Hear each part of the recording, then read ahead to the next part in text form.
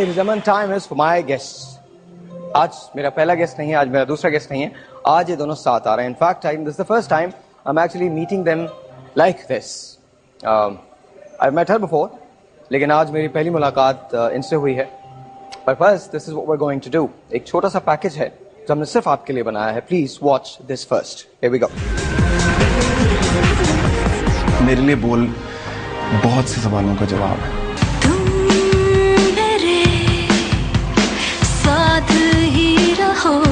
ये जब मुझे इस मूवी का पता चला through my brother, first reaction was that I felt very much honoured. होना था प्यार और कहो, I think everybody is loving it and I myself, you know, they are just my favourite numbers. Dil Janiya के बारे में ये है कि I just love the song instantly और मैंने कहा ये मेरा गाना है, I will do it.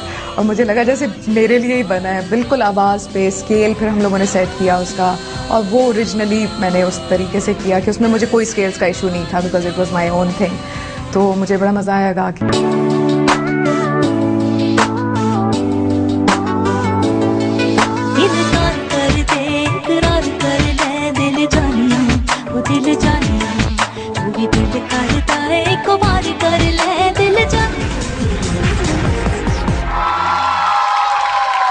Ladies and gentlemen, please put your hands together for Hadiqa Kayani and Irfan Kayani.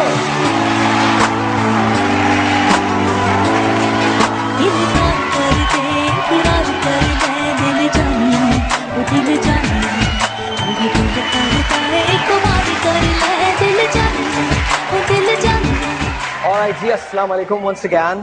वालेकुम अस्सलाम. कैसी हैं आप? ठीक हैं? बिल्कुल ठीक. Good seeing you again. And अला आप कैसे हैं? अच्छा, how's the response with बोल? कैसा गया? Excellent so far, excellent, amazing. और मेरे ख्याल में we are all proud of it कि शोएब मंसूर साहब का तो पहले ही काम इतना अच्छा होता है, इतना क्वालिटी का होता है, इतना यूनिक होता है कि मैं तो मतलब काफ़ी महीनों से वेट कर रही थी. जब से मैंने ये सॉन्ग्स किए थे तो मैं वेट कर रही थी. I was just counting days कि कब रिलीज होगी. माशाल्लाह से अब रिलीज हो गई है. हम most songs in this film ना, ज्यादा गाने तो आपने गाए जी. तो कैसा लगता, कैसा how do you feel? I feel honoured. मुझे मैं समझती हूँ कि मेरे लिए एक बहुत चैलेंजिंग बात भी थी और मेरे लिए बहुत ऑनर की बात भी थी और मेरे लिए एक it was like a dream come true as well, क्योंकि I look up to Shoaib Mansoor साहब, यू नो, अलॉट. वैसे उनको शायद अच्छा नहीं लगेगा इस टाइम मैं उनकी तारीफें कर रही हूँ. ही रियली हेट्स इट कि मैं जब उनकी तारीफें कर रही होती हूँ कहते हैं नहीं नहीं मुझे तो कुछ नहीं आता, मैं तो कुछ भी नहीं हूँ, बस ऐसा, you know, he is like really वो डाउन टू अर्थ. और in real life he is very shy ना, isn't he? Oh my God, yes. He is ना? Yes. तो टेल मी, आई मीन क्या सेट पे भी ये प्रॉब्लम्स होते हैं? खामोश से हैं. और मैं तो मतलब उनको बहुत ज्यादा यानी वो पोक कर रही थी ना कि आप तो legend, you know, your Guru. End of course क्योंकि मैं तो शुरू में आई वाज लाइक एक्सटैटिक कि मुझे काम उनके साथ करने का मौका मिल रहा है. तो वो इतने हम्बल हैं, इतने डाउन टू अर्थ हैं कि वो बस जब उनकी तारीफ कर रहे हो ना तो वो कहते हैं कि मेरा ख्याल है हदीका आप चाहती हैं कि मैं स्टूडियो से यहाँ से चला जाऊँ. मैं कहती हूँ नहीं प्लीज, आप प्लीज बैठे और काम करें. अच्छा इरफान, इसमें कैरेक्टर भी किया आपने बोल में, ये कैसे हुआ? ये ऐसे हुआ कि मैं इसका म्यूजिक प्रोड्यूस कर रहा था. तो You were the content head for the music. I was. Okay. I was the content head for music और सारे म्यूजिक को एक साथ जोड़ के प्रोड्यूस करना. मुख्तलिफ कंपोजर्स ने और अरेंजर्स ने मुख्तलिफ गाने बनाए हुए थे, तो मेरा ये आइडिया था कि उनको इस तरीके से जोड़ा जाए कि उनकी साउंड एक आए और एक एल्बम का तासुर बने और कोई एक शख्स रिस्पॉन्सिबल हो कि पूरी म्यूजिक का, बैकग्राउंड का, डायलॉग्स की क्वालिटी को मेंटेन किया जा सके इंटरनेशनल स्टैंडर्ड्स के ऊपर. एक इसमें मुजरे का एक सीन है, उसमें शोएब साहब ने कहा कि मैंने एक उसमें तबले के कुछ बोल बोले हुए थे कंपोजर ने. तो शोएब साहब ने कहा कि मैंने एक फीमेल भी इसमें ऐड करनी है क्योंकि मैं उसको ज़्यादा इंटरेस्टिंग करना चाहता हूं, तो एक बाई का कैरेक्टर मैंने बीच में लाना है. तो बीना जी बहुत ही ज़बरदस्त और वेरी एजुकेटेड एक क्लासिकल डांस को समझती हैं, करती हैं, टीच करती हैं. उनको इन्होंने बुलाया स्टूडियो में और मुझे कहा कि इनके तबले के बोल रिकॉर्ड करने हैं. तो वाइल आई वॉज रिकॉर्डिंग तो मैं बीना जी को वो तबले के बोल याद करवा रहा था.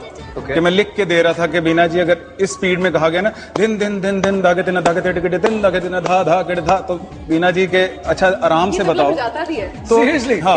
तो वो मैं उनको आराम से तबला लिख के दे रहा हूँ कि दिन दिन दिन दिन धागे तिन्ना। तो बीना जी ने फिर अपनी भी कुछ ऐड की, उन्होंने कहा कि ये तबले के बोल जो हैं ये तबले प्लेयर के लिए ठीक हैं, लेकिन क्लासिकल डांस में धा धा धागे धागे इस तरह के बोल होते हैं। तो मैंने कहा बीना जी जो आपने करना है वो भी कर लें, रिकॉर्ड ये भी रिकॉर्ड कर लेते हैं, फिर मैं आई डिसाइड के कौन सी चीज़ किस तरह रखनी है। अच्छा वो हो गया, मुझे नहीं पता कि शुएब साहब उस वक्त किस निगाह से मुझे देख रहे हैं ना। इन्होंने मुझे कहा कि यार एक क्लासिकल उस्ताद भी चाहिए मुझे, जो कि तुम मुझे ढूंढ के दो जो ये तबले के बोल बोलेगा। मैंने कहा ये तो कोई तबला प्लेयर बोलेगा, तो मैं ढूंढ देता हूँ आपको। अब मैं एक शख्स मिलवा रहा हूँ, शुएब साहब कह रहे हैं कि नहीं काला बहुत है। अच्छा दूसरा शख्स मिलवा रहा हूँ कि नहीं गंजा नहीं चाहिए। खैर वो देखते रहे हम लोग काफ़ी, तो शूट का दिन करीब आ गया। तो मुझे कहने लगे कि मैंने कहा शुएब साहब वैसे मुझे समझ नहीं आ रही, मैं जो दिखा रहा हूँ आपको पसंद नहीं आ रहा, तो आपको किस तरह का चाहिए?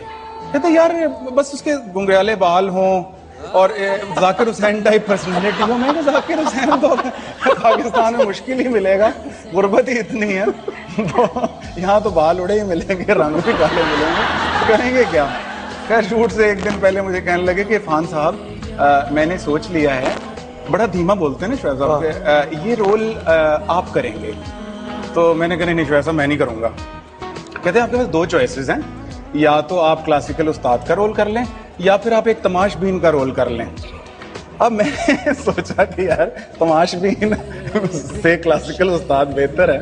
तो साहिर एक दिन पहले फ़ोन किया, मैंने कहा शुएब साहब मेरे एक दोस्त की शादी है और काफ़ी उम्र के बाद उसकी शादी हो रही है और पुराने दोस्त आ रहे हैं, तो मैं नहीं आ सकता उस पर। फिर इन्होंने मुझे फ़ोन पे बड़े आराम से कहा कि इरफान साहब अगर आपकी अपनी भी शादी हो तो भी आना तो पड़ेगा आपको और करना पड़ेगा। तो मैं खैर चला गया, तो उन्होंने मुझे बाल शाल सफ़ेद करके तो वहाँ बिठा दिया। अभी आप बात करते हैं शाइनेस की, शुएब मंसूर का मोड सेट के ऊपर या रिकॉर्डिंग के ऊपर कुछ और हो जाता है। ओके यानी मैंने उनसे टिप ली कि मैंने कहा कि शुएब साहब क्या आप चाह क्या रहे हैं? तो कहते हैं जरा एक आंख बंद करके यूं और अदाएं दिखाइएगा, जरा क्लासिकल एग्जीक्यूट करके दिखाते हैं। इनफैक्ट ख़याम सरहदी साहब मरहूम उस वक्त जिंदा थे और ख़याम साहब का ये कहना था कि मैंने डबिंग नहीं करवानी, जो मुझसे आपने ऑडियो लेनी है वो सेट के ऊपर ले लें, मैंने बाद में डब नहीं करना, मैं उसकी। अच्छा Khayyam sahab is also there in the movie. Is in the movie. अच्छा उसमें वो जेलर का उनका एक रोल है। अच्छा ख़याम साहब को ये शुएब साहब वादा कर चुके थे कि ठीक है मैं जो आपकी ऑडियो रिकॉर्ड करूंगा यहीं करूंगा, बाद में डब नहीं करूंगा। शुएब साहब ने हमने पूरी मूवी कंप्लीट कर ली, उसकी डबिंग खत्म हो गई, फॉलेज जिस तरह ये कप रखने की आवाज़ है या जूतों की आवाज़, एम्बियंस, चिड़ियाँ, ये वो, करीब का बाजार, बैकग्राउंड म्यूजिक सब खत्म हो गया। तो वो एक सीन जिसमें ख़याम साहब की डबिंग नहीं हुई हुई थी, वो बड़ा ही अजीब सा सस्ता सा सीन लग रहा था, क्योंकि उसमें पीछे नॉइज भी आ रही थी और इस तरह की सारी चीज़ें। तो मैंने शुएब साहब से कहा, मैंने कहा ये ख़याम साहब का जो सीन है ना ये बड़ा वेल प्रोड्यूस्ड नहीं लग रहा ऑडियो के पॉइंट ऑफ व्यू से, मेरी तसल्ली नहीं है, तो इनको डब करना पड़ेगा। शुएब साहब ने कहा कि नहीं फ़ान वो तो मैं वादा कर चुका हूँ उनसे कि मैं उनका डब नहीं। मैंने कहा वादा आप कर चुके हैं, अचानक फिल्म के अंदर एक सीन आएगा जो एकदम ऑडियो का सत्यानाश कर देगा, तो ये कैसा वादा है, इनको मनाना पड़ेगा। खैर हमने शुएब साहब ने हमने ख़याम साहब को बहाने से बुलाया कि हमने कहा कि हम आपको मूवी दिखाना चाहते हैं रिलीज से पहले कि कैसा लग रहा है आपको ना, आपका रोल भी देखें। वो बड़े